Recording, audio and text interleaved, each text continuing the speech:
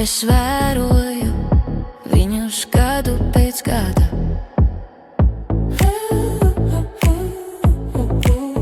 Viņi staigāja gar maniem logiem, vienmēr trietā, nekad ne savādāk.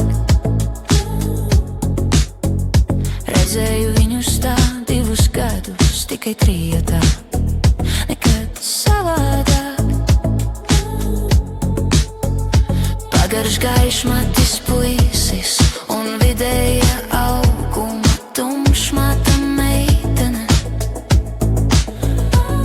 Balts čirkens, liels suns un kaut kas brīnumpilns gaisā.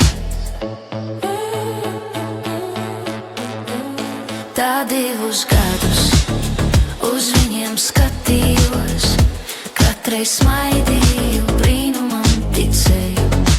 Pilsēta klusēja, bet viņi gāja tā, vienmēr trietā, vienmēr savā noskaņā. Kad pienāca ziema, vēl viņi staigāja, kaut ko runājās, kā vienmēr trietā. Un tad es paveros, neticu redzētam, kā tas notikās, kad tas gadījās. Iet mani paziņas, puisis un meitene, baltais suns un bērniņš ratiņos. Tā 2 gadus uz viņiem skatījos,